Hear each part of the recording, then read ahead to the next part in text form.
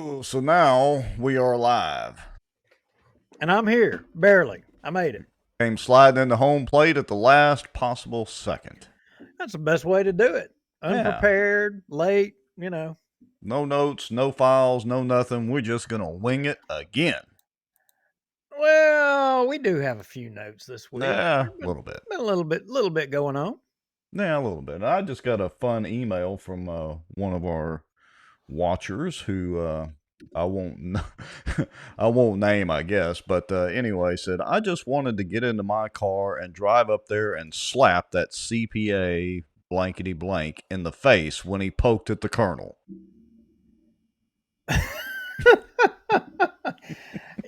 I got a similar message as well from somebody else that they took a little offense to some of the words that were spoken at the council meeting today. Yeah. Well, I think they said insulting. insulting, yeah. I don't know. I guess insulting is the right word, but I was trying to think of something else. Um, I just am having one of those nights. So, what would be the right intimidating? And not that the colonel was intimidated by Queen David, but intimidating to other potential people that may want to attend the meetings or speak up or whatever. I think the term that would be used if someone was trying to describe it legally would be his intent to put a chilling effect on the public Yes. speaking. Yes, that's a very good word. Chilling. That's what I was trying to think of. And he's good at that. Yes, he is. And he did it while claiming that he wasn't doing that. Oh, and he gave us a, soliloquy on the First Amendment. So, Well, it's an interesting thing. We're going to take a little walk in time, thanks to one of our local journalists who may drop in on the show to kind of weigh in on today's council meeting and some of the historical chilling, you might say. But that would be interesting. Sounds fun. but besides that, what else are we going to talk about? I really don't know. I mean, maybe a quick review of the runoff elections and whatnot. There's not a whole lot to talk about this week, I guess. Well, I would beg to differ. I think Caddo Uh-oh. Parish, look, Oh, yeah. last week we had election integrity on the thing, and guess what? You fixing to have election integrity in Caddo Parish. We're going to be. I bet you it's going to be on national news before it's said and done. Will How much? definitely be interesting. For those of you that don't know, it was the sheriff's race over there was separated by one vote. So of course, I think that generates an automatic recount or however that works, but literally separated by one vote. So this is going to be fun to see which way, if any, that the voting tabulations swing. There's no way there's not going to be a fight by both Oh, sides and it, going through it. And I've already got a little bit of uh inside ball on maybe what one of the arguments is going to be. oh, really? I Oh wonder if there'll be yeah, a lawsuit generated from this. I'm confident it's going to go to court. You can take it to the bank. All right. Well, let's go ahead and do our little countdown and intro, and we'll come back and discuss all that and whatever else we feel like talking about. What do you say, Mr. Lowry? Oh yeah, hey, don't forget there's a judges race coming up. Do you know everybody in Bossier? Y'all know that? Oh, now you mentioned something about that when we were talking earlier. So, what is the deal with that? We'll have to talk about it, and you have to come back and watch after that, after the break. Intriguing. We will be back, folks. Y'all know the drill. We'll be back in about 3 minutes or so. That gives you time to help share and tag and all that kind of good stuff, as well as grab you some popcorn and a stiff drink. We'll be right back. Knew a lot of the back office on the politicians that they think walk on water, they would be shocked. There's an old wound from a knife in my back that just is giving me heck lately, and it's just really irritating. So I have to kind of wiggle around a little bit. Well, I've not heard my name in stable or Baton Rouge in stable in the same sentence in a long time. And I titled it "A Shot Across the Bow of the Good Old Boys." Just, they feel helpless, they don't feel heard, they have nowhere to turn. Some Republicans as well believe that government has the answers. And let me tell y'all something. I don't know anything government does well. Nothing. And aren't there laws that say that you have public meetings so that the public can have accountability of their elected officials? They're making a little bit of progress, but I would definitely have to give the race to Caddo Parish right now. I don't know. Is there anybody from Plain Dealing watching, you think? As a member of the media, I'm very concerned about what I've just heard. Did you or did you not requisition some money to fight against this or for it? We hired a lobbyist and it cost us $15,000. We were opposed to HB 630. So for this week, folks, the cockroach of the week, according to Bossier Watch and Duke Lowry and Rex Moncrief, is Raymond Cruz legislative assistant, Allie Feaster Smith. Thank you, Allie.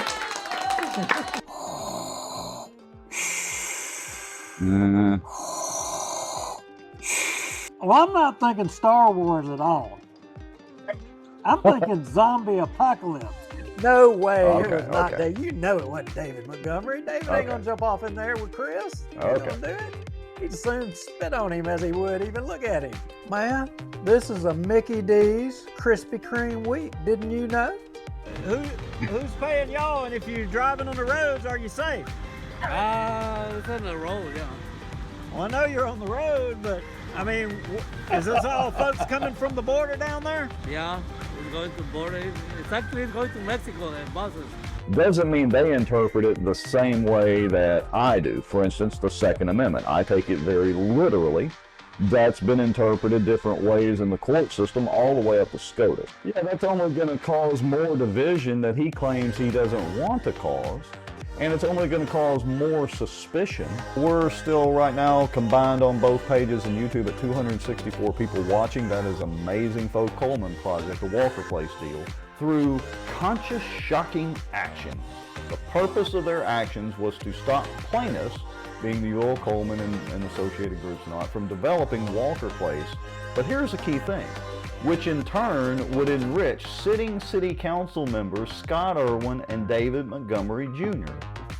You hit the button. Does that mean that people are seeing us sitting here talking and chatting? In theory, you know, it's an every week thing. We got to double check and make sure it's like a miracle any of this actually works. This Bossier Watch live broadcast is brought to you by the Outdoor News, fishing and outdoors for our area. Acadiana Mortgage, over 25 years in the mortgage business. Pelican Training and Consulting. Reach out to Julie Ferris. Transact Card. Unleash the power of your spending with Z-Bucks. Contact Renee Hall. Smarter Geek. Making technology easier. And folks sharing information and watching out for Bossier. Now, grab your popcorn and a drink. Here we go. And, well, again, 181 plus shows later, here we are. I'm like a chipmunk. I was trying to shotgun some food in the break there. Oh, like a chipmunk, squirrel, I don't know. You know, have you ever seen any chipmunks around here? I don't know if we have any this far south. I don't know about no chipmunks. That may be a little bit of a stretch there. Yeah, I've seen some flying squirrels. We had some in our yard, but not, actual chipmunks. So. Yeah, no go on the chipmunks. I don't know about that. Maybe in Plain Dealing. Maybe they've got everything else: bears, cougars. Oh my! So, are we going to officially try to turn this into a hunting show? Slowly but surely, we're evolving it into a hunting show and fishing. But that's only because I'm running out of stuff to talk about politically. I don't know. I'm just kind of on autopilot this week. Running out of stuff? Are you kidding me? Well, last week I said I planned to actually take a whole week off from work. And of course, that didn't happen. Yeah, what's up with that? these people just keep having their computers mess up and keep calling me and need help, and I have a hard time telling people no, I won't help them. So it just keeps on. It's Well, like a never-ending supply of slow but steady business. I hear you. Okay, well, keep talking because I am trying to. I am just rambling on. Let's start off with saying hello to some folks. So let's see. We got Paul Black, Michael Ferris, Christopher James Norris, Larry James Hawkins. Who else? Ann Bolton Denny is here. Thomas Shea, Robbie Gilbert, and lots of other folks. Cliff Smith. Hello to everybody. If I didn't call your name out, don't be offended. There's lots of folks commenting already, so that's a good thing. And looks like our viewer count is up. We were talking about during the countdown there that our viewer count was off last week. It was the weirdest thing. I mean, I can't imagine what we talked about last week that would cause Facebook to throttle us back, but it got down to like the count showed like 4 people watching on Facebook and about 30 something on YouTube. And then eventually by Wednesday about noon, we were up over 1,000 views on Facebook. So I don't know. It was just a weird thing. Well, we didn't talk about the January 6th tapes being released by our walk on water, Speaker of the House. And hey, you got to give him credit. He did it. We didn't talk about that. So it wasn't that. We didn't talk about more evidence that the jab was all BS. We didn't talk about any of that. What else? Election integrity. Oh, that's the other big one. We were kind of talking somewhat about that stuff, right? Yeah, pretty much. And, I think we kind of got off on a little tangent. I don't know. I'm not the conspiracy theorist type and, don't put my tinfoil hat on, but I don't know, something was weird with the viewer count, but that's okay. We're still here this week. Too. Yeah, well, I see the black helicopters. I mean, I am the conspiracy theorist. I mean, I think the machines are fixed in some places or whatever. I believe it. But with AI, maybe the Terminator scenario is already prove taken. to me it's not. Prove to me that the machines are not connected to the internet. Well, that's like open it up and let's look inside. That's like proving there's a black hole or not. Well, can I open it up and look inside and just see for myself? In theory, black holes are real, and we've kind of seen them through the telescopes, but we've never actually been to one, so who knows? Anyway. I just want to know, can I look to see if there's a modem inside of the CPU that we're all voting on? I just want to know, can I look? Well, I can. Yes, actually, you can. Did you know that? Really? I did not know that. I gotta hear this because ain't nobody else been able to look inside. No, the voting were. Now I can tell you with absolute certainty because blah blah blah. I was on the board of election supervisors, but when we go out and survey the machine, not survey, that's not the right word, but when we go out and are inventorying the machines, well, I don't do it anymore. Over on Viking Drive, you can go out there. You're talking about the old DRE machines, the old machines. I'm not finished yet. You're trying to pull that John Milkovich thing on me is what you're trying to do. Hold on, I'm not finished yet. So those machines, yes, you can go out there. Now, I assume the new ones, I don't know if they have to open the side panel on the new ones. I don't know anything about the new machines. So technically on the old ones, you can go out there and visually inspect the machines or be a part of that process. Yes, you can. Yeah, but the new ones, contractually, you can't. And I would love Nancy Landry to come over here on the show and answer that question. But that'll probably never happen. Nancy Landry, who is that? Oh, just the new Secretary of State, Kyle Ardoin 2.0. Now, look, we got to give Kyle a little credit. He did come on the show, and it was a pretty good interview. I mean, he did. He was fun. He was fun, but we never really got around to the hardcore questions and nitty gritty details. We were trying to kind of build up to it, and and we were friendly to him and work into those questions, and we got some good ones in. Yeah. But we didn't get to the heart of it. Is if you were the Secretary of State, what I would have liked to have said to him is said, Kyle, How can you confirm to me for a fact that the circuit boards of the machines that you're, having people early vote on, how can you confirm to me that there's no modem in them? How can you do it? Right. Well, technically, now I can tell you with absolute certainty they don't have a modem in them, because that would entail some modulating and demodulating of signals, from digital to analog, and that's not happening. So, they won't have a modem in them, but they might have a network card. Okay, let me share my screen here. Hate to get you on the technicality, but no modem. Okay, you're probably right technically on a modem. That's me talking old school. But what about this? What about that? What about that little white thing there? Well, would that be a USB Wi-Fi A dongle little, or yeah, a whatever? little dongle. Could that not be somewhere around? Well, it could, but not on the old machines because they don't have USB ports, as best I can remember. That's right, John. Not on the old machines, but Not on on the the new old machines. Being But on very the new careful in how I word this. We're getting rid of all the old machines. Remember, we're getting all the new fancy dancy stuff that's not connected to the interstate to the interstate, the internet that all the Well, other it's not. Yeah. states are doing. But then in different places, they're finding that they are. Yeah. Well, they've got to transmit that data somehow. Now, at least the old machines,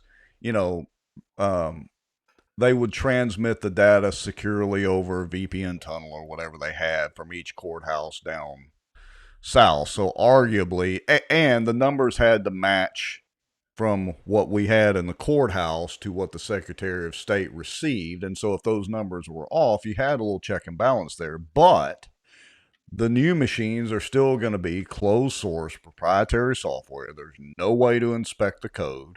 There's no way to audit that code whatsoever because it's proprietary and they will try to sue your pants off. That's right. And the same as if that image right there, if that was the voting machine and I wanted to open it up and that dongle wasn't sitting there in a USB port, but I wanted to open it up to make sure that there wasn't a USB port on the inside with that dongle inside of it, you know what? I couldn't do it. Yes. And our good friend Weston Marriott, he got it right. He said USB network dongle could be a Robert Wright. That would not be a SIM card. I mean, I guess they could put a SIM card in them, but then that would entail cellular, and that's a whole other conversation. Anyway. And my wife brings me to the most important point that I wanted to get to all of this. It takes us weeks. Argentina, they did it paper ballot and hand counted, and they had a whole country had it done in a day. They probably just rounded their numbers. That's Argentina. Yeah, but I think we should do the whole Iraq thing. Do you remember in Iraq when they, or was it Iraq or Afghanistan, or actually maybe both, when they all had the purple thumbs? I'm in. I'll put my I'm in for it too. I'm in. I want everybody to have a purple stained thumb. I will sign my name square across the middle of my ballot so that we do an audit. I'll be able to know that it was my vote. Got no fear. But that brings us to Shreveport and this one vote margin of Whitehorn and Nicholson, right? Yes, that was very interesting. So I don't have the number pulled up right in front of me, but it was literally separated by one vote. That's going to be interesting. Yeah, because think about it. If you're Whitehorn or you're Nicholson, you're going to challenge. You're going to try to find a vote. Sure. You're going to do it. And the question is how are you going to do that? Well, the first thing they'll automatically, recount. So they're but let's talk about what a recount actually entails. And again, I don't put my tinfoil hat on with all this stuff, but there is a point here that they can't go back and recount because they don't print out any confirmation ballots or whatever.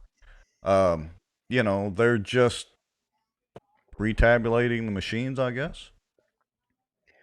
Well, so with the machines, they will, like the old DRE machines. I mean, yeah, they're basically going to spit the same numbers out. I will be shocked to find any difference in that vote count.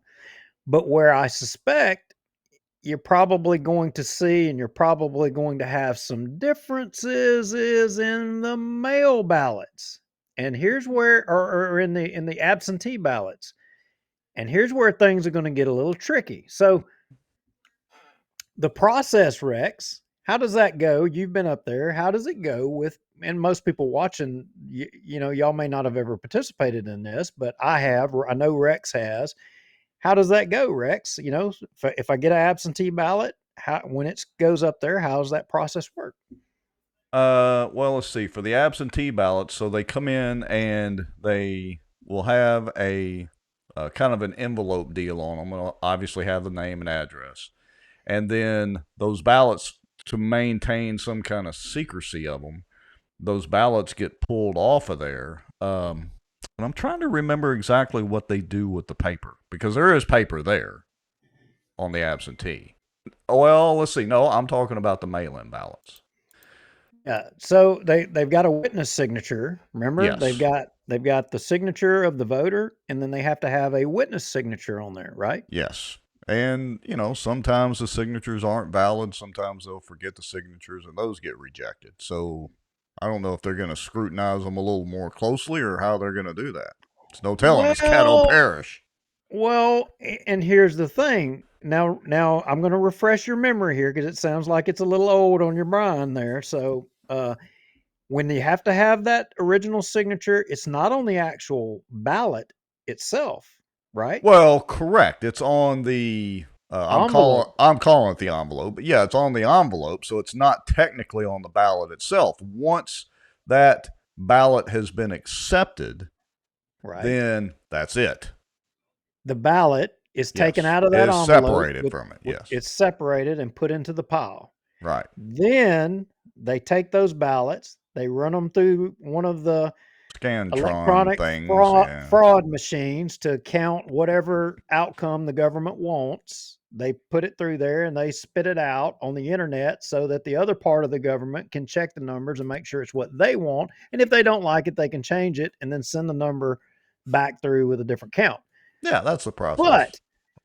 But the original envelopes with the voter signature and the witness signature, that's what I want to go back to.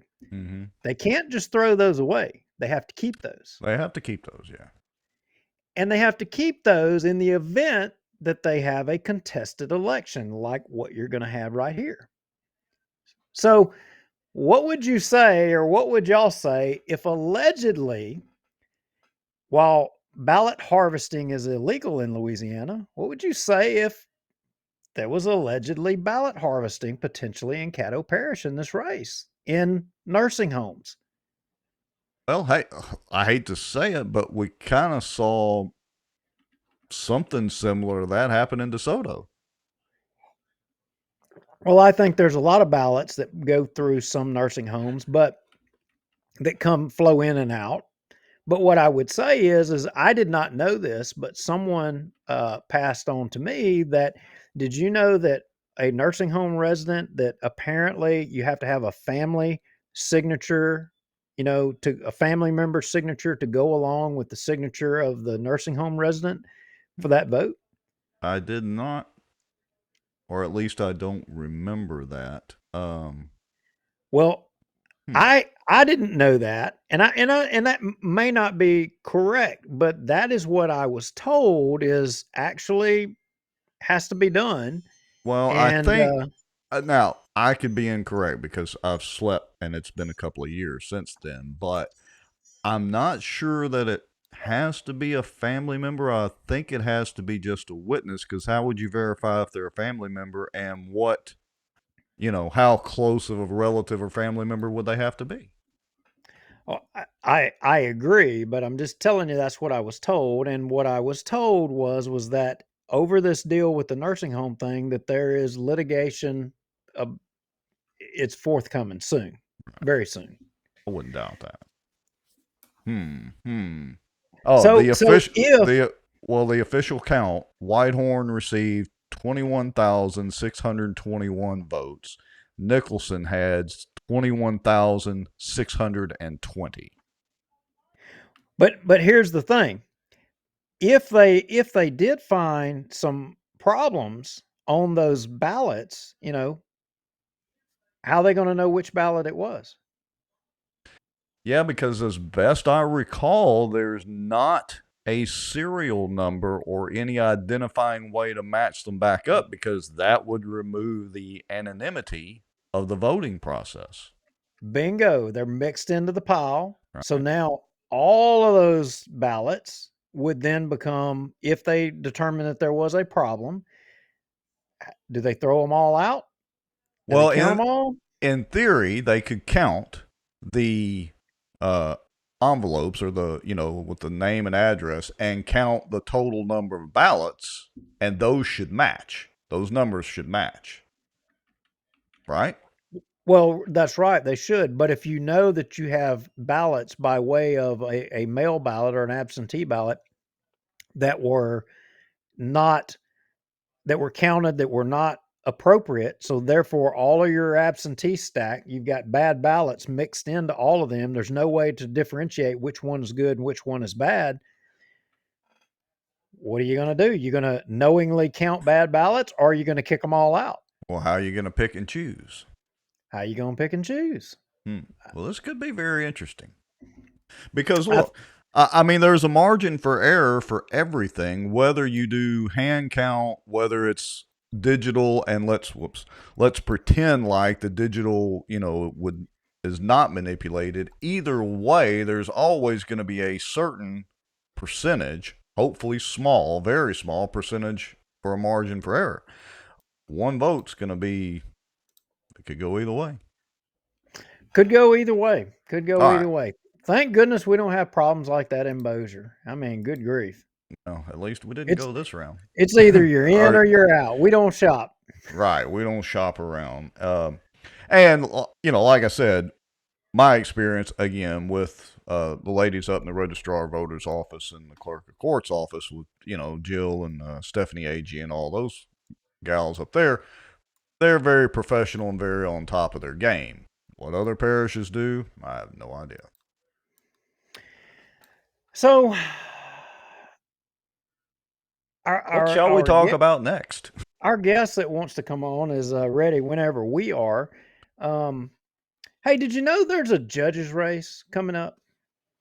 No, I didn't. You mentioned that before we went to the break. So educate me on the judges race. I'm just wondering if anybody watching the show, we hadn't really been talking about the comments a whole lot, but did any of y'all know? Did y'all know that we've got a judges race coming? Yeah, and when is it coming up? Well, it's going to be here in the spring, like probably April. Qualifying is next month. Okay. Oh, so they are going to do it. I thought they were trying to throw one into the mix before the spring ballot. So. No, but qualifying is next month for one coming up right here in the spring. I gotta tell you, I must have been asleep. I don't know, but I hear there's only one candidate. I mean, I'm like, is this the school board 2.0? One candidate. Only going to be one application? What kind of a race is? I mean, I guess if it's uncontested, I mean. Are they even going to actually? Well, I guess they have to go through the process of having an election, but why even go through that expense? Well, I got to tell you, I talked to a lawyer friend of mine, and he said, "Hey, you know what? If they told me I had to be a judge tomorrow, he said I'm going to jump off the bridge. Y'all can find me at the bottom." he said, "There's no way I'd do it." He's like, "That'd be the stupidest thing I ever did." So who's dropping out? Is it Pitter? Apparently. He submitted his paperwork in May.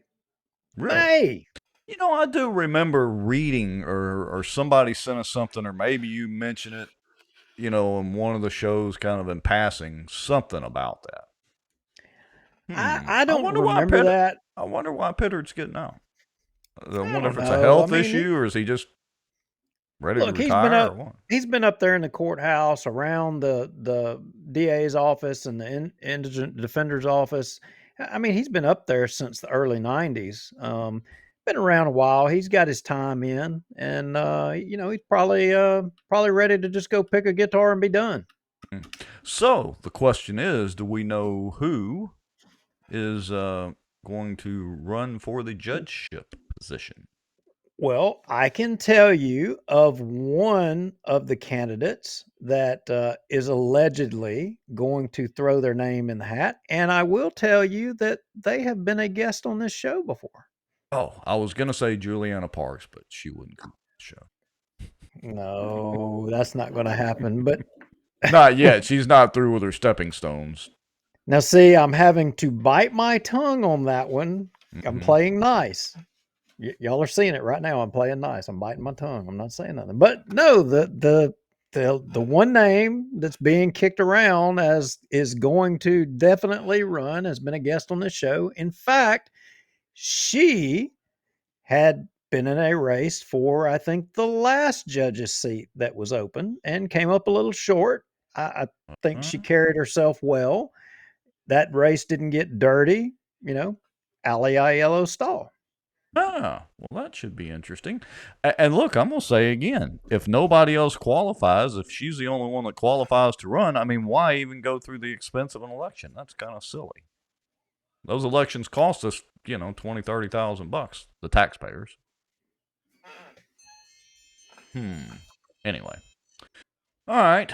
Well, that should be interesting. So now that we know that there is a judge's race coming up sometime this spring, what else shall we talk about? Shall we, there's our guest. Hold on just a second, and we will get our guest on. Guest to the rescue. Let me get the screen set up real quick.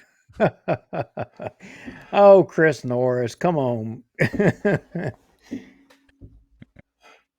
Just a second, Mr. Lowry.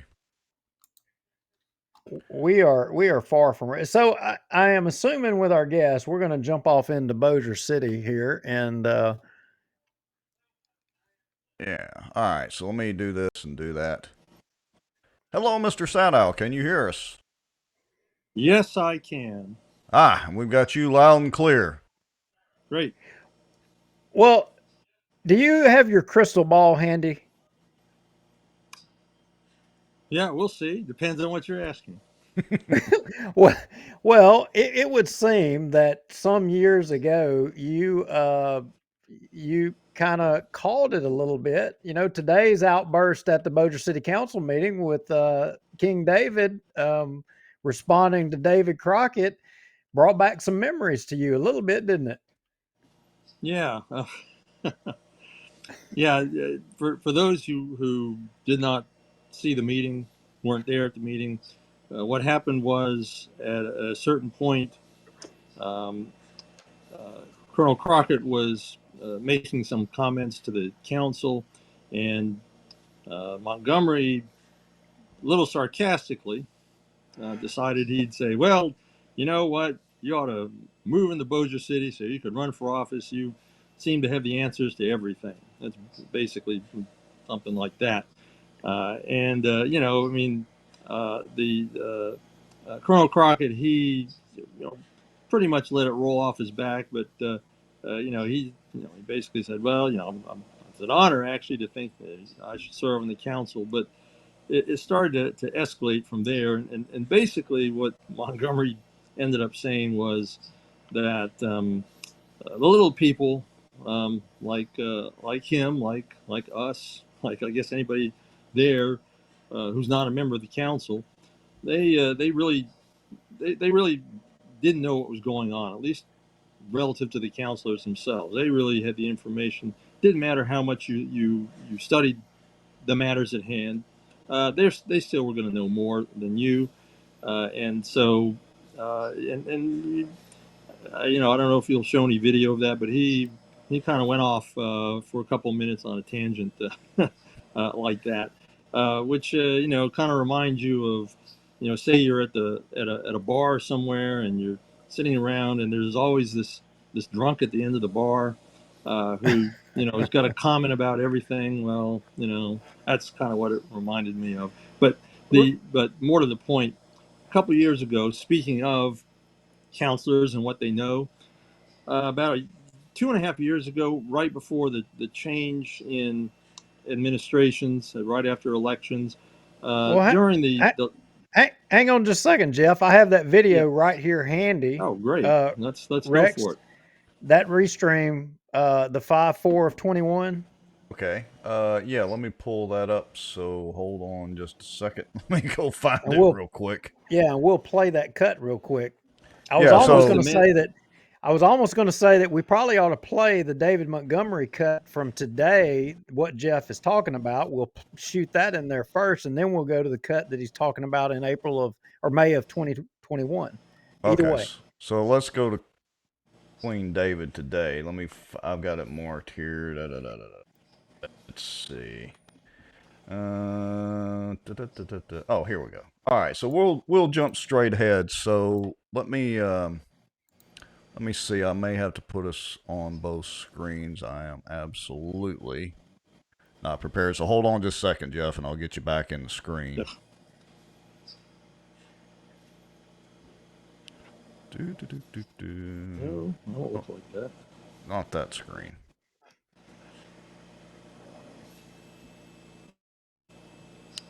I'm just not prepared. I am not firing on all cylinders, Duke. Well, that's all right. Hold on, I just about got it here. All right, now we're making progress.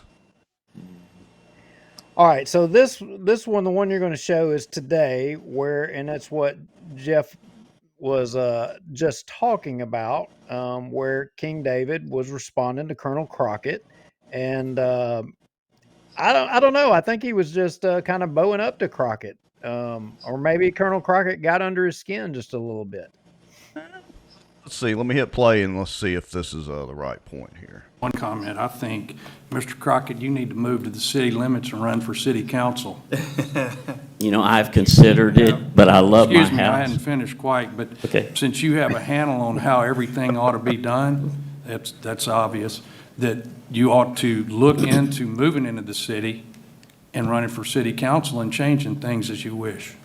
Well, I'll take that as a positive, even though it sounds a little bit negative. I love Bossier City. I've lived in this city or around the city for about 15 years. I served my country over here for 3 years at Barksdale Air Force Base. I love this city. I study the budget probably more than the regular public because I am retired. I do have an interest because I do have a master's degree in public administration. And I'm trying to be a gentleman here. I try not to point my finger at specific people and be a gentleman about this, but I hope you just take my comments as constructive. So in other words, stick it. Well, that was that comment. And then now let's go to the May of 2021. And, you know, and Jeff, you had pointed out eloquently in an article that you wrote a long time ago about, you know, the point of the council not knowing what they were talking about, or when he what I'm trying to say is when he is dismissive of the public or someone saying you don't know what you're talking about. Well, a lot of times the case is they're sitting up there and they don't know what they're talking about. And what you pointed out was he stated facts at this council meeting. You did the research, and well, as it would turn out, that wasn't exactly correct. And it was regarding the Manchac contract, right? Yep. That meeting was the last time that the contract was renewed, and as we know, that's on the front burner again, and will be the first meeting of next year. Will concern that, but at that time, there was just this general discussion about contracting in general, and not just Montgomery, but a couple of other now departed council members got up there and had something to say about that. But basically, Montgomery said, you know, we're doing a great job here with this contracting arrangement. In fact, you know, again, I'm paraphrasing. You know, I don't know of anywhere else in the state. In fact, I don't even know anywhere else in the South, really, where you have this kind of arrangement where we've got these city services being contracted out. And, you know, the thing is, you don't have to pay a whole lot of attention to Louisiana politics to know that, you know, he just didn't know what he was talking about, because the city of Central, which was formed in about 2005. It's in East Baton Rouge Parish. From the beginning, they went to an entirely, almost totally contracting experience. Almost everything in that government's contracted out. And in fact, not only do they have almost every city service contracted out, so there's just a handful of employees. In fact, just I think the mayor, the police chief, are two of them. They're elected officials. But just about everything. And what they do is in great contrast to Bossier City. They will actually send this out to bid every 3 to 5 years. And in fact, the original contractor is no longer handling that. Instead, a firm called IBTS is now the current contractor for Central. And, just happens to be that IBTS has an office here in Bossier City. I'm sure that if they were contacted about the possibility of contracting the current services that Bossier City contracts out, if they wanted to have a shot at providing them, they'd probably be pretty glad to put in a bid and see what happens. They've got extensive experience, as opposed to Manchac, which this is the only city they've ever done it before. And I think on your program, you've shown a number of incidents where maybe their inexperience didn't provide for the best outcome for the city. Well, Darby in the mark on that May 4th, 2021 meeting, and Rex, that's where we'll start, is at the 30:05 mark. Darby makes the point that you're making, that the excuse of nobody else can do what you guys are doing. You were not doing this before. We took a chance and a risk with you.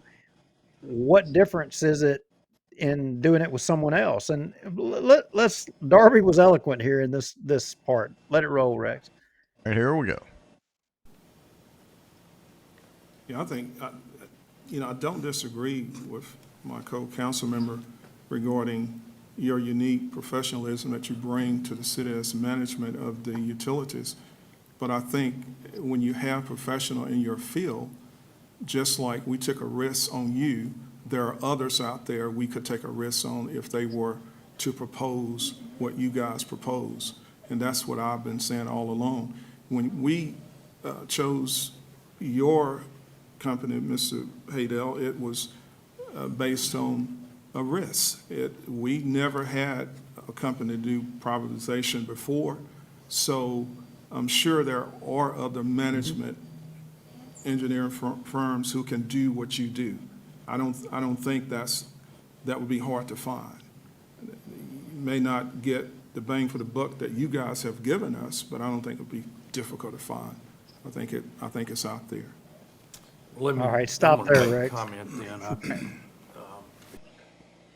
So he was dead on the money then, and I think he still stands firm in that belief today, because he's not been a pro Manchac fan, but he was right. He was basically articulating what you were saying.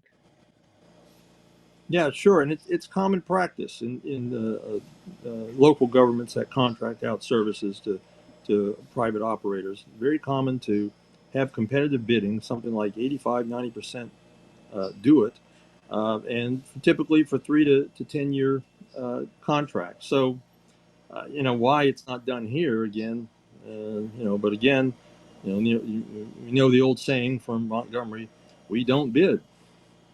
Yeah, we don't shop around. So let me ask you this, though, Jeff, because I've asked this before on the show, and I don't know if I'm sure the numbers are there.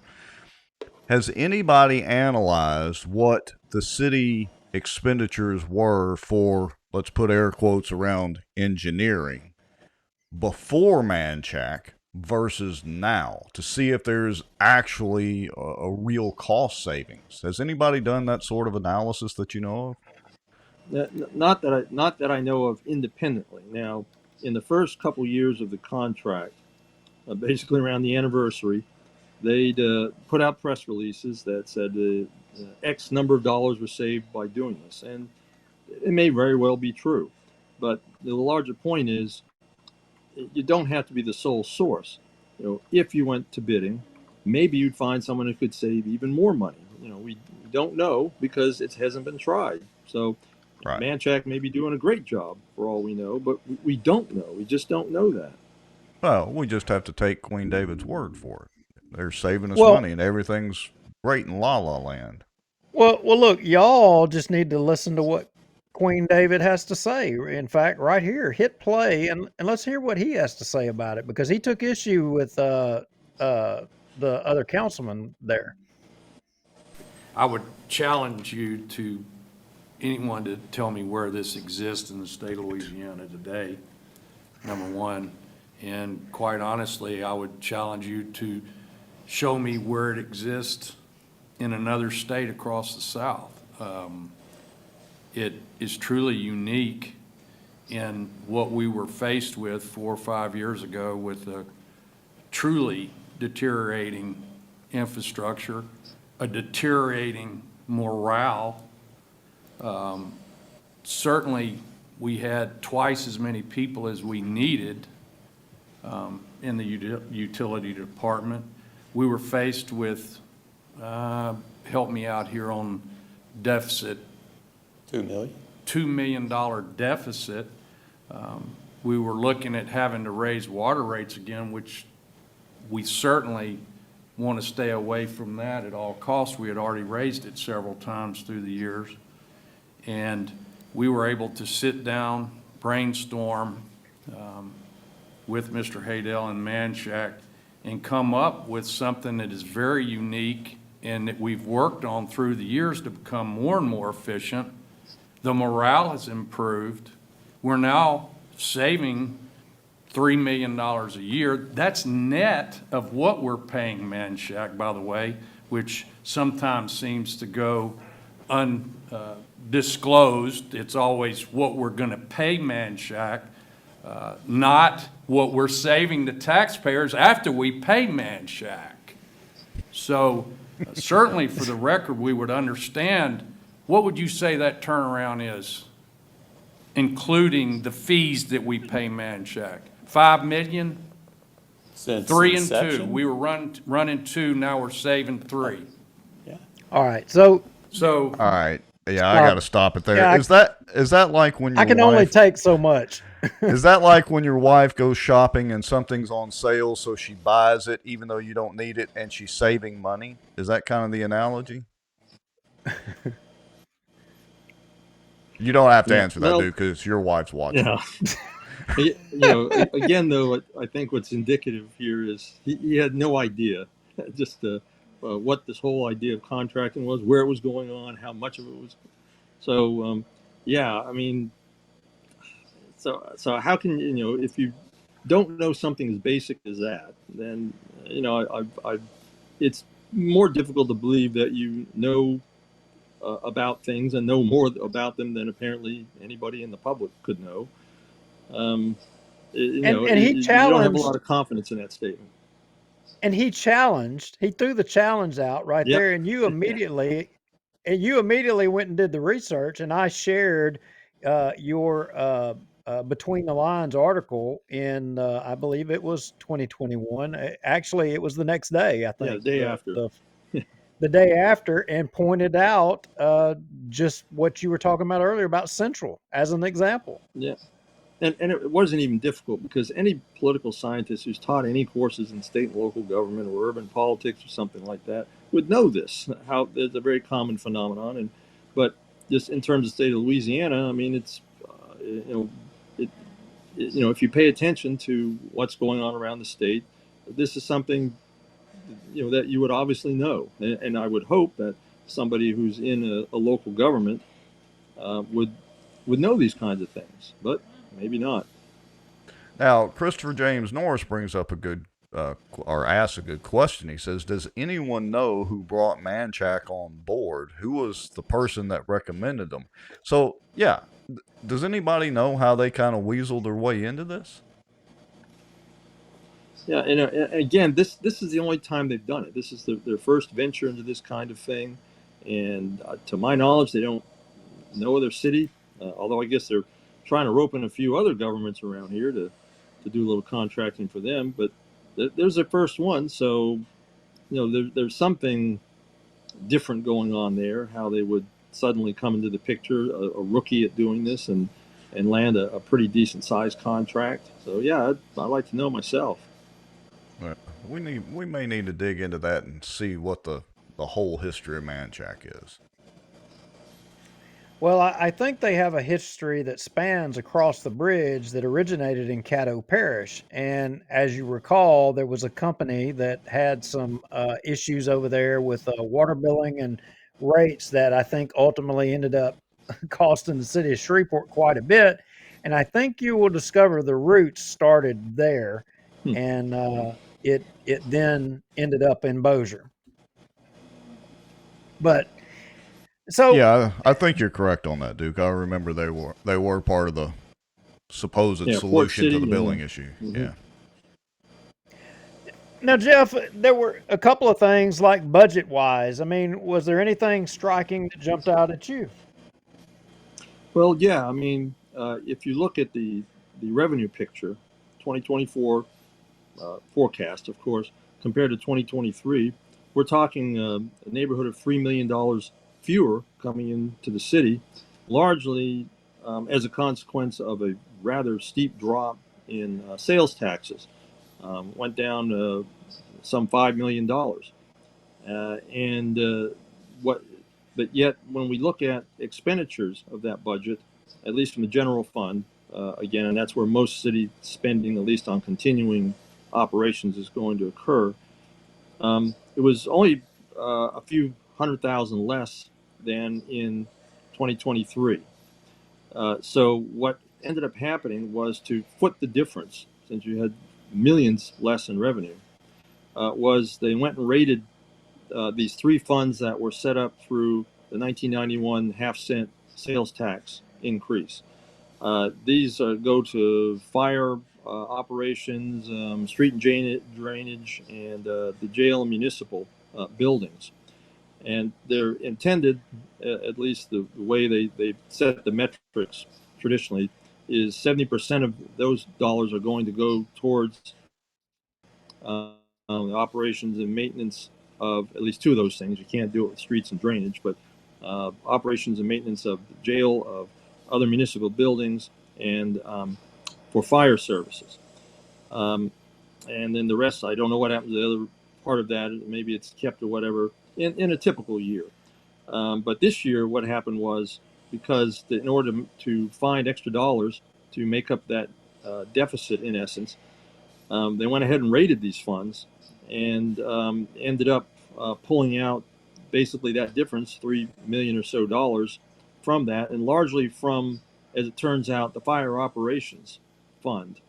They basically took all the collections that came in this year and did not leave any of them in that fund, which only has like $1.3 million. So about $3.8 million that they diverted to the general fund to shore that up, which is almost the amount that comes out of the general fund every year, at least recently, around $4 million, to pay for debt, because the city has so much of it, $214 million as of last year, maybe a little lower by the end of this year, of which about $9 million was interest. This is non-enterprise, so then we're not talking about water and sewage and stuff like that. But in other words, for example, this is the money that is going to build the carriageway. So they basically took all that money, which could have gone to, normally speaking, it would stay in the fund and could be used for things like new fire trucks, which the city is having problems getting, in part because of supply issues, but also because they haven't allocated more money to buy more trucks. And so just today in the council, you saw an ordinance passed to shore up the existing fleet, extra $75,000 to keep them going, because they can't get new ones. So, again, there's a big drop in revenue and deficit spending, if you will. It's not. I mean, technically, it's not. It's not debt using to fund this, but they're taking it out of funds that they normally don't take it out of to sustain the general fund. The general fund's got a lot in reserve, 31 million, and they have to keep around 10 million by law to because that's just That's what it is, 15%. They have to keep that in reserve at the very least. So it's a healthy balance, but you don't want to be depleting that if you don't have to. And if things keep going, then maybe next year that's where the money's going to come from. And but the larger point being is that the city, in terms of the money that it comes in for general fund purposes, it ended up spending more than it brought in, or it's budgeting to spend more than it will bring in next year. And that's the kind of thing, for example, that prevents permanent pay raises from being given. Yeah, we saw that today. They did the well, I guess you would say two-time bonuses. The bonus. The bonus in December, and then one whenever they're supposed to vote on it. And, what they say, 60 days or something like that. Mm-hmm. Yeah. Well, I can tell you when I was a fireman. I mean, in that 1992, I walked the streets, and the thing was I remember it then. It was like, well, if you want a pay raise, you're going to have to get out and you're going to have to get it. And of course, it had all of the other things attached to it, to help pay for other things. So we always made a joke around the firehouse, that we were just the tool of the city to go get taxes passed. And you could never dream as a 0.5%. Yeah, that's right. But well, let me ask this, Duke. So this debt load that Bossier City has, I think you said it was what, 200+ million, 214 million? 214 for the non-enterprise, and it's about the same, a little bit more for the water and sewage and the other enterprise funds. So that's money that, for the viewers that don't know, correct me or educate me on this, that is money that Bossier City has borrowed, likely through bonds or bond initiatives from the LCDA and that whole process. That's money that they've borrowed that at some point has to be paid back, correct? That's correct. Mm-hmm. Okay. And so how does the city pay that back? I mean, are they cutting a check to the LCDA or whoever the bank is that financed that, or how does that, do you know how that process actually works?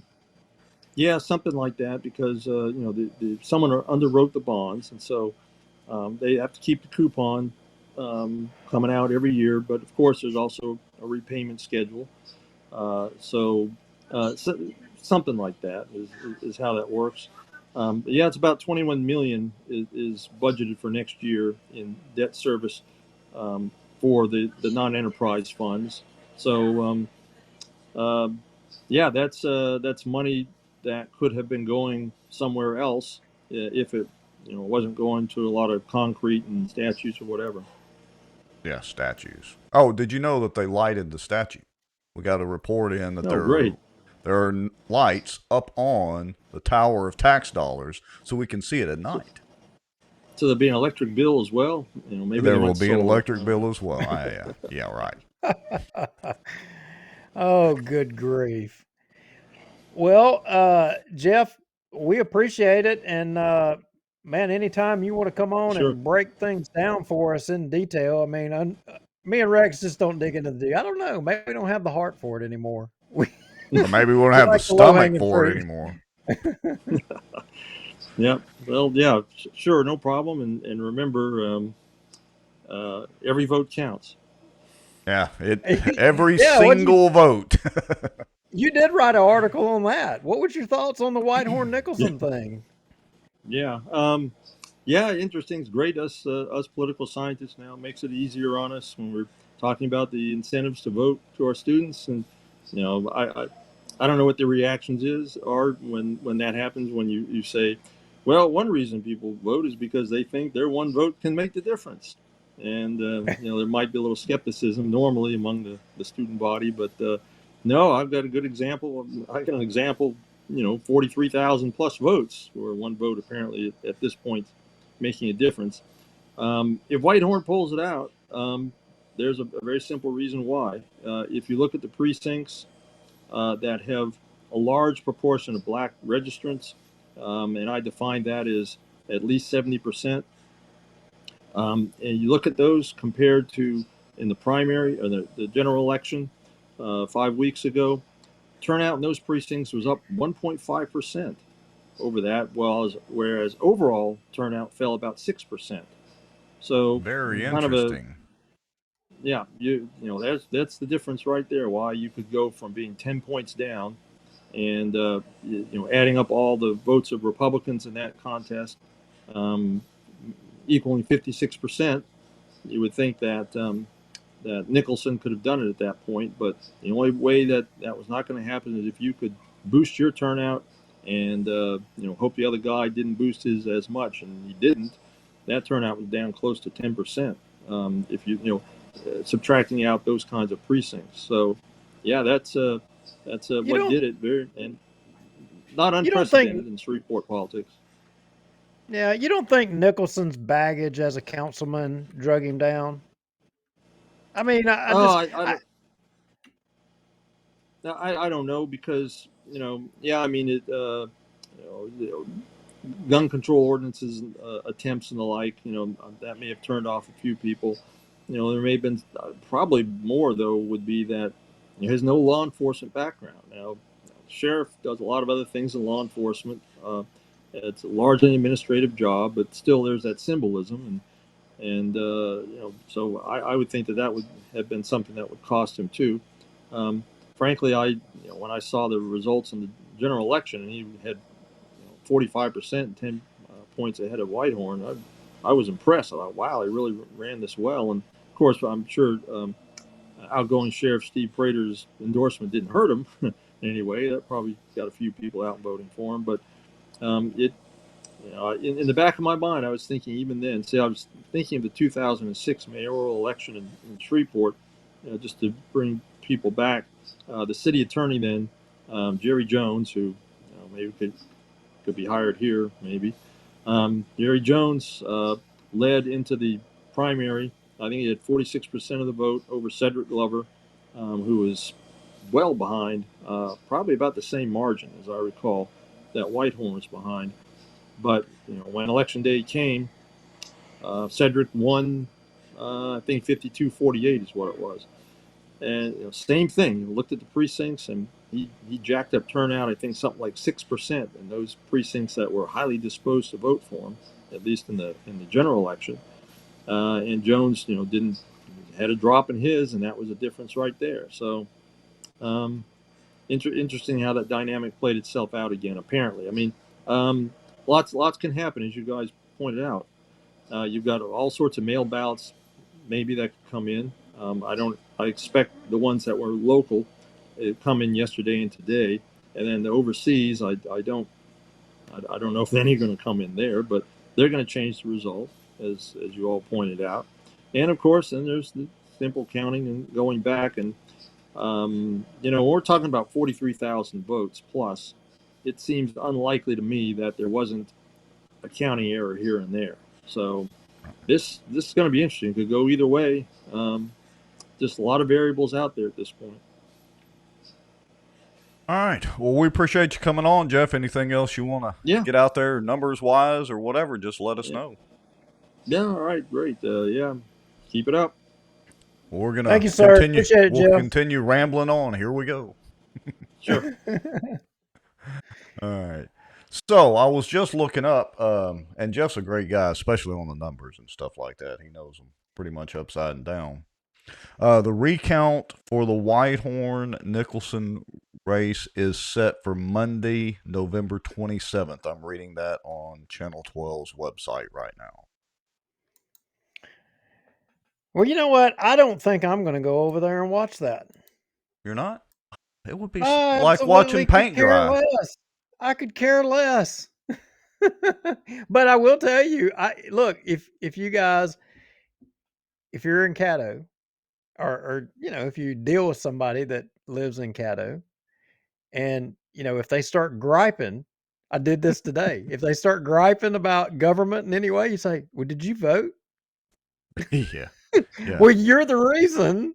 Yeah, that literally. Nicholson lost. It's your fault. Yeah, exactly correct. All right. So, what else shall we talk about tonight? I don't know. I was trying to look at the notes. I mean, are we gonna? Oh, I know, the Charter Commission. Oh yeah, how can we forget that? Yeah, let's go back to our replay. Let me get that cue back up. Yeah. So they've got a list of names. A lot of y'all may not realize this, but they have a list of names, and they've got this charter commission thing going to start rolling. Now, I wonder why they could be trying to set up a charter commission. Are they just wanting to review the charter and, make sure all the T's are crossed and I's are dotted? I don't know. But, I mean, something tells me that the citizens took it upon themselves to start amending the charter and do their job for them. And they say, well, hey, wait a minute. We got to shut this down. We can't let the citizens amend the charter. Those pesky citizens. So I won't be shocked to learn that they're going to end up they're going to end up trying to take away the citizens' voice to petition. Yeah, that's right. Y'all heard me. I wouldn't doubt that either. So the rights that we have in the charter right now to do these petitions and all that, for instance, with the Bossier Term Limits Coalition and all that, I think you're correct, Duke. You said it on Tuesday, November the 21st at 8:05 or 8:06 p.m. They're going to try to take more rights away from the citizens. Now, the $1 million question for all of y'all is, who are the appointees from the councilman and the mayor to the charter commission? Who did they all pick? Good question. Let's see. Shall I bring that up on the screenshot? Yeah, sure, if you got it. Yeah, I can get it here in bear with me just a second. So yeah, ramble on for a minute and let me get this set up. Well, so of all of these names, they've got to have a little process where I think all the councilmen can vote to approve or not approve, the members of the charter commission and cite reasons or what have you. And in fact, in this council meeting today, Colonel Crockett, even got up there and spoke to one issue or potential conflict of one of the names that was to be appointed. And there is the list of names that were submitted for appointment to the Charter Commission. So when did they come up with these names? How do they come up with that? Did they do it through email or call themselves? I wonder how they did the process. I think probably, and I don't know this for sure, I think probably the way that they did it, they all submitted a name to Phyllis. And, probably Phyllis stayed on them, bulldogging them to get your name submitted. And, there's your names. You've got number 1, Shane Cheatham; 2, Preston Friedley; 3, Lee Jeter; 4, David Johnson; 5, Sandra Morehart; 6, Juliana Parks; 7, Pandorina Sumas; 8, Vicky Whitman; and Lisa Wilhite. Now, those names may not be spelled correctly on some of those, but the question is for the guesses for all of y'all, who picked which people? Yeah, that's the $1 million question. This will be fun watching the comments and y'all trying to figure out who picked who. Yeah, I wonder if it specifies in the charter if the charter commission members have to actually be a resident of the city. Probably does. I think that they do. That they do. And in today's meeting, one of the things that Colonel Crockett was pointing out was that Councilman Williams and Councilman Darby picked people that are not in their district, and that therefore their district is in essence going unrepresented. Yeah. So let's hear. I've got it queued up to where Phyllis reads the charter review deal, and then Colonel Crockett will be up there. So let's let him do the talking. Introduce an ordinance to establish a Citizens Charter Review Commission for the purpose of revising Bossier City's Home Rule Charter. First reading. So move. Second. First by Councilman Darby, second by Councilman Montgomery. The comments from the audience. They got a second on that motion pretty quick, didn't they? I told you that last time. Next time I will sit up front. David Crockett, 653 Dumaine Drive, Bossier City, Louisiana. I'm excited about the idea of considering changes for the city organization, and who knows what the process is going to entail.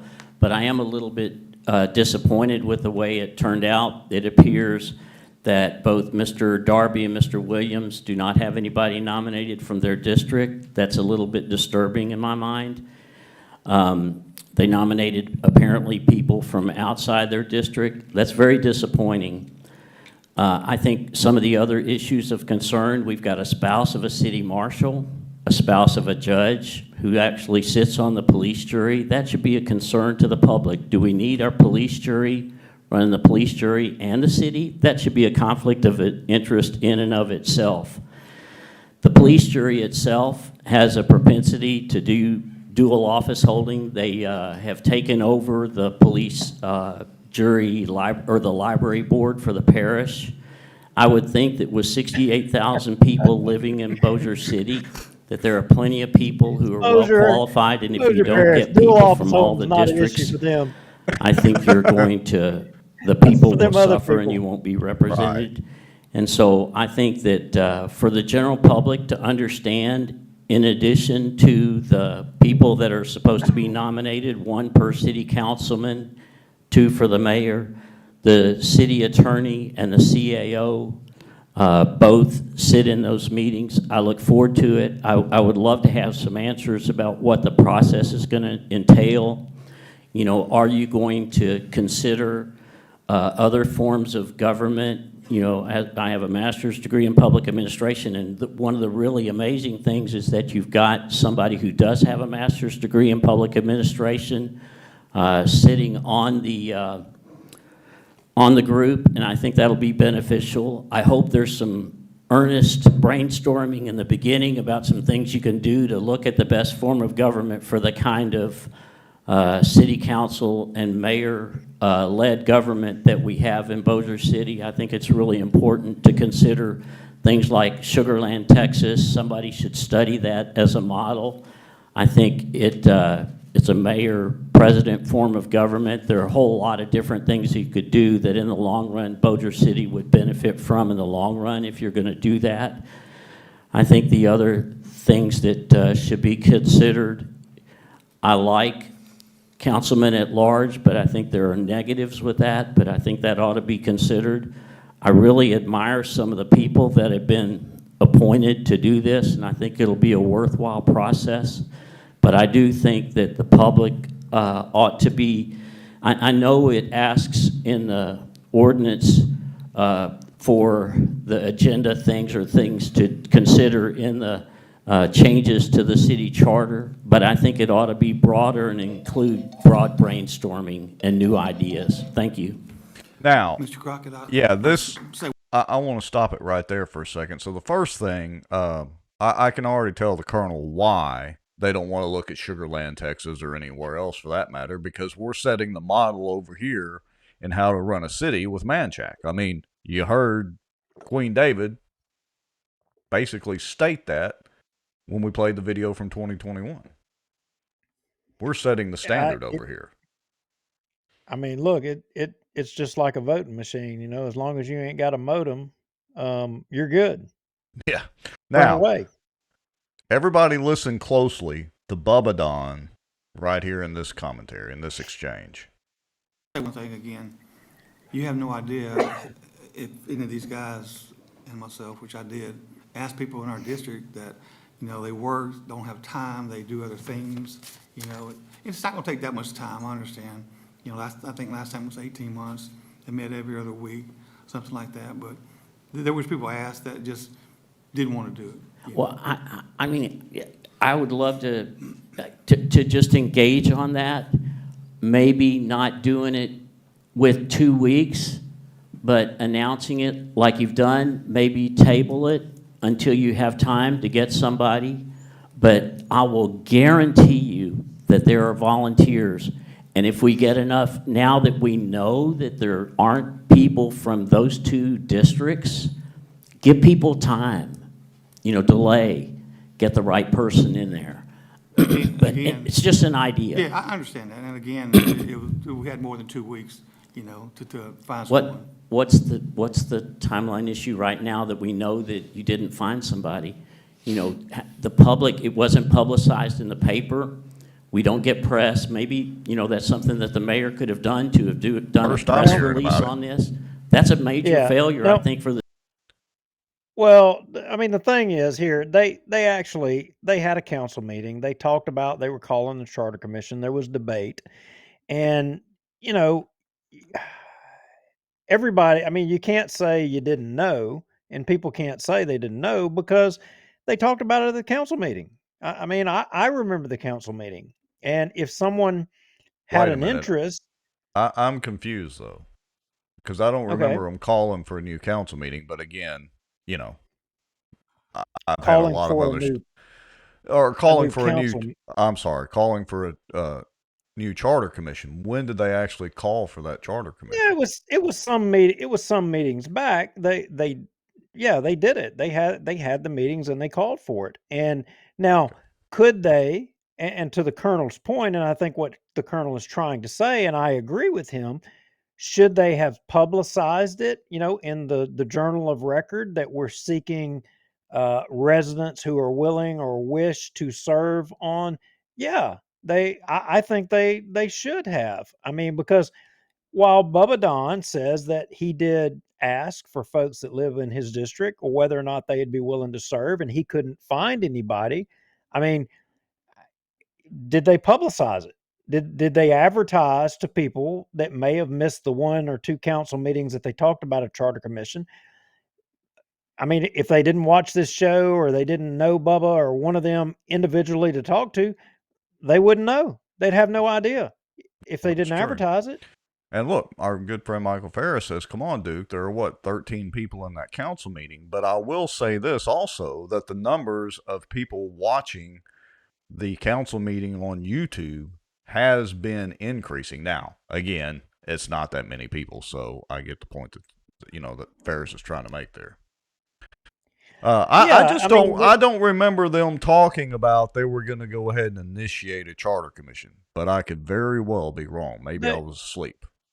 Yeah, you would remember it. I mean, I think we've got it saved in one of our folders, but they definitely talked about it. We talked about it on the show, and yeah, that I'm more interested in the names that were picked and the names of the people that they have picked. And in this commentary here, I think Bubba or even I think it was Bubba, they go on to say that their intentions are to complete this charter commission before the start of the next term.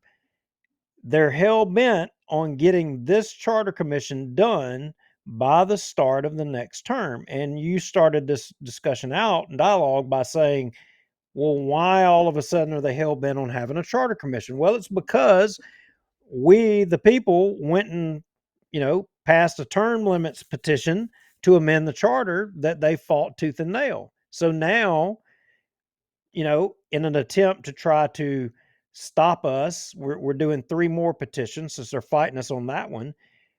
My gut says is that they're going to try to. They may put the original term limits language into the charter commission thing, but then they also put a red pill in there, and the red pill being something like removing the right of the citizens to petition to change or amend the city charter. So they'll give you your term limits, but it's going to cost you. You're going to have to give up your ability to be able to petition. There will be something that will then make you have to vote against term limits. And then they're going to run out there and say, see, the public didn't support term limits. They really didn't want it. That's what they're going to do. Or I'll give you one even better, Rex. Or they're going to play the race card. They're going to say, oh, if you do this, you're going to give a minority another district, or you're going to do that, or you're going to do this to motivate people to go one way or the other, to vote against or for something so that they can then use it against you. That's what's going to happen. And allegedly, that's what happened before in the last time there was a charter commission in Bossier. That could be very interesting this go round. Hopefully. What is the process? Do you know off the top of your head because I know you've studied a little bit, for the people being nominated for the charter commission to actually be selected? Does the city council have to vote on them, or do the councilman and the mayor just automatically get their nominations? Well, here's where the rub comes in is I think the council meets and they vote to approve or disapprove of the names submitted to the charter commission. So if you look on that list and what Colonel Crockett walked up there and pointed out, let's go back to that list. So Shane Cheatham, well, you know, the Queen, Bubba Williams, all of they went full bore to prevent Shane Cheatham from being the CAO. You think they're going to let him be on this? I mean, come on. And some people I think posted it on here already. I think Tommy Chandler nominated Shane Cheatham to be on there. I'm pretty sure, confident that was the case. But I'm confident, the Queen team is going to fight Shane Cheatham. They're going to probably vote and try to prevent him from being on there. Preston Friedley, that was Chris Smith's pick. I think that is his father-in-law. And when Colonel Crockett was speaking to someone with a business or a finance degree or their level of education, I think he was talking in regards to Preston Friedley. He has a history in public government, and I'm sure that would be beneficial. Lee Jeter, well known in the community. I'm pretty confident that was a Tommy Chandler pick. Lee was supportive of the Term Limits Coalition and was on top of it. David Johnson, South Bossier activist. He's been a supporter of this show as well as, has been active in the term limits effort, and a businessman, the successful business person who I think is worthy of being on there. Now, Sandra Morehart, and I'm not 100% sure on this one, but here's where my questions start. Sandra Morehart, is that related to Travis Morehart of the CPA firm that does all of the stuff for the city? Well, he does the stuff for the parish. He does it for the Cypress district, and who knows what else. But yeah, that's very interesting. I was thinking that might be the case, but I don't know. I'll have to Google it, see if I can figure out. I don't know. I mean, is that a conflict if your husband has a monetary interest in the city? I mean, maybe if you're trying to amend the charter that, you give the CPA firm that had the business for the last year double their pay every year for the next 30 years, and they have the contract no bid for 100 years. Yeah, I think you got a conflict, but who knows if she'll do that. Juliana Parks, that one kind of speaks for itself, but I will say Colonel Crockett raised an issue that raised my eyebrow, and I had not considered when he talked about the dual office holding. Now, you and I both know, and everybody this would knows be that, triple office holding. is that triple office? Well, no. I mean, the police jury people, they thumb their nose at dual office holding. They could care less. And, is it valid on the library board? I don't know. I think it's one of those deals until a judge rules on it. And maybe you're not 100% going to know for sure one way or the other. But I don't know if that's dual office holding or not for her to be on the police jury and then is going to sit on the governing board of the Bossier City Council deciding their city charter. Could there be a conflict arise there? I mean, what if she tries to, or what if an issue regarding contracts between the city and the parish come up? I mean, is she going to vote on it? Is she going to? That's interesting. But look, but I got to say, like Jeff Free points out, she's a citizen of Bossier City.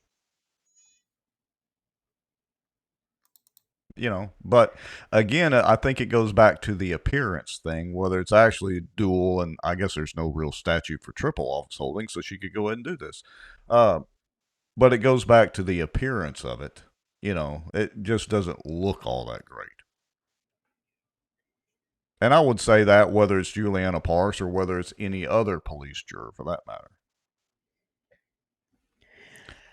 Yeah, so the Pandorina Sumas, no idea who that is. I don't know anything about them. I understand she has a public volunteer history in the community. I understand that she lives in Jeff Free's district, not in one of the districts that we suspect she was appointed by, which she lives in the city, so that's that. Vicky Whitman, wife of Jim Whitman, the city marshal. Is that a conflict? What if issues pertaining to the funding of the marshal's office are decided? Right. Hmm. And then Lisa Wilhite, I wonder if that's the same Wilhite as the appointee to the Cypress district. Not that that would be a huge conflict, but still. Yeah, I don't know. Or Tim Wilhite, who allegedly is big buddies with David Montgomery and is an attorney who has been said to consider running for mayor against Tommy Chandler. Don't know. All right. So let's jump back over to the meeting real quick because there's a couple of little quotes that I want to get in before we kind of start wrapping up the show. First is Colonel Crockett's quote here that he comes prepared better than some council members. Mr. President, I just want to make a comment, if you give me a chance to answer that. I think I come to this meeting sometimes more prepared than the council members do. I come and I've studied every budget that you guys have done. So, I mean, I'm not going to take offense to it. I really think it's kind of rude, but I've been treated kind of rough by this council from time to time. But I think with a freedom of speech complaint by this against this council, I don't think that those things are very constructive, Mr. President. I think for somebody to criticize probably the most educated person who comes here and talks to the council and take offense from that, just because I do pay my water taxes here, I pay sales tax, I don't buy one thing in Shreveport.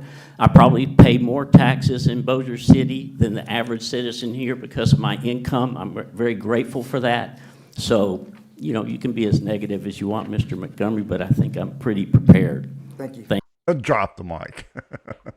And then finally, let's stomach through Queen David's First Amendment speech. Arguably, this might be one of the greatest speeches he's ever given, except in support of Manchac. Here we go. I wanted to, I respect your right to move on, but I will point out that each person in this room, across the city, you have every right to free speech. There's no one impeding that free speech. The second thing I would like to note is that each of these councilmen up here has the right to free speech as well. And when we feel as though something is being said that is misrepresentative or incorrect, we have every right to question what that individual's saying. We have the same right that each of y'all have. And there's nothing wrong with us exercising that right. And to cast it upon us being negative towards someone, when are we supposed to say something? I mean, we're trying to do this in the most respectful manner possible. And that is what that's debatable. I believe truly our oath of office that we are duly appointed to do. If we have an opinion and we've taken action, we have a right to defend that action. We have a right to defend what we've done and the decisions we've made, and we have a right to clarity to what's being said. So I will fight for that here wondering, until the day that I don't recall him condemning death by Zamboni. Right. He didn't. I don't remember him condemning that. Right.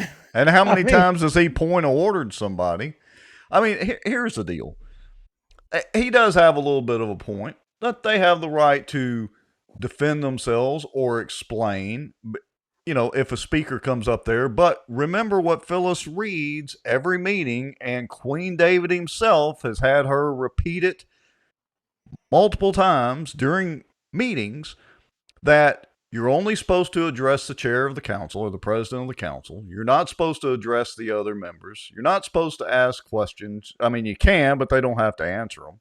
And Queen David can interject and interrupt you during your 3 minutes, but you can't do the opposite. And so that's why this is the most hypocritical, dumbassery thing he could possibly say. Excuse my language. Well, he's just got to get it all out of his system. I'm just going to say it like this. That guy needs an enema worse than anybody I know. Yes. I should have had the Jack Nicholson deal pulled up. This town needs an enema. From Batman. No doubt. No doubt. Well. So anyway, with that said, now that we've gone into the sewer literally for enemas. Look, there's a lot cooking. I understand there is another lawsuit imminent, and that we will be reporting on pretty soon. Are we getting sued? Not us. Dadgummit. I We don't gotta know. try harder. I don't know how, but I mean, we're not. But Bossier City, they're getting sued again. Oh, and look. Wait, I gotta point this out. Can you imagine for a minute us getting sued and some attorneys advising us that we don't need to discuss the case at all? Yeah, I mean, how would that even work? Or I have no idea. Isn't that something that's happening right now? Well, I don't know. Anybody play a real lawyer on Facebook or anything? Give us some legal advice here in the comments. How would that even work? I mean, are we bound by law to not discuss a case? Do we have to do it? I guess if we don't do what the judge says, we could be in contempt of court, but whatever, that's fine. Well, I was just thinking about, like the public information request that we sent for the gag order or whatever it is that the city claims about the Link Coleman thing. Remember that public information request I filed? It's got to be. It's been a long. I was going to say it's a long time ago. It's kind of fading from memory at this point, but he even sent a follow-up request to the mayor's office, who is the custodian of records, and to Charles Jacobs, and still not a peep, not even a response. Yeah. Our good friend who does play a lawyer at the city council meetings too, Weston Marriott, says you can 100% discuss it, but the discussion can be used against you. Well, I don't think we'd have to worry about that because everything we've discussed for the past, 3 seasons or 4, what are we in, our 4th year or whatever. Anyway, yeah, all that could be used against us. So. Yeah, you know what, Andy? Uneducated voters, I think you're right, but I will say I think the needle is being moved. I think people are, it's not enough. It's not near enough, but I think the needle is moving. I think people are becoming educated. They're paying attention. Who knew that people would, there's over 70 people right now watching this show, listening to us talk about stupid Bossier City politics. Right. And it's been mostly Bossier City for months now. They've got to get their act together so we can turn our attention to the parish again and somebody. Yeah, one application for the superintendent of the school board, the second largest employer in Bossier Parish, and only one person applies to be the superintendent. We ain't even dug into that. Haven't even been on it. Right. Because of the stupid city council. Dadgummit, Queen David, shut your mouth. Well, I just wish Bossier City would get their crap together. That way we can move on. Yep. All right. Well, I'll tell you what. My stomach is growling. It is 8:34. We have had some pretty good numbers this week. The number count is back where it's supposed to be, so we appreciate everybody watching. And you got anything else you want to talk about? Well, like I said, I understand there is a lawsuit imminent, and we can't say nothing about it until it happens. It may not happen, but I'm pretty confident that it is. And, I think we're going to be reporting on that in the short term. Now, next Tuesday, I'm supposed to be at a meeting in Baton Rouge. It's going to be kind of weird. We're going to figure this out. Yeah, we'll figure something out. We'll either pre-record it or, well, maybe you can just go live from the meeting. Is it a public meeting? No. You don't have to answer that. No, it's not a public meeting. Hi, I'm Duke Lowry. We're live. Yeah, no, I will no longer be in the meeting. Anyway, that's all I got. I appreciate everybody watching tonight, and I know Rex does too. So, what else, Rex? We're rambling. Oh, that's about it. Hey, your wife's got an idea. She says she could maybe fill in for you. She could tell everybody that would be anything she could tell anybody everything they wanted to know about mortgages. Everything. Yeah, we'll just have the mortgage show. Girl. Yeah. Bossier Watch, the mortgage show. All right. Well, we appreciate everybody watching. We've had 70, 80 something people watching pretty much off and on tonight. So we appreciate all of you, even though we didn't have a whole lot to talk about. I would encourage y'all to go watch the Bossier City Council meeting because, we didn't play all of it. And there was some boring discussion, but some interesting stuff. So go check that out. And I guess we'll figure out. And Chris Norris, I want to jump in and say, hey, I do care about Shreveport. I said, about that race. I said I don't care. Well, that's really not true. I really do care because what affects y'all affects us. I really do care. But look, I'm focused like a laser beam on Bossier. We got enough of our own problems over here, and we can't even freaking fix them over here. I mean, I just can't focus on y'all's problem. If we get things straightened out over here, we'll get over there. I promise. But we got to get it straight over here first. Yeah, I agree. All right. Happy Thanksgiving to everybody. Val Baker says happy Thanksgiving. Lynette says happy Thanksgiving. Happy Thanksgiving to everybody. Happy Turkey Day and Thanksgiving to you, Mr. Lowry. One of the things I'm thankful for is we have a platform where every Tuesday night we can get on here and just ramble about what we want. Amen to that. And thanks for everybody who watches us and sends us information. I mean, if you didn't participate and you didn't send us information, I mean, we'd have boring shows every week and nobody would watch them. What would you do? It would just be even more boring than it already is. Okay. All right. We're out of here. All right. See y'all later, folks.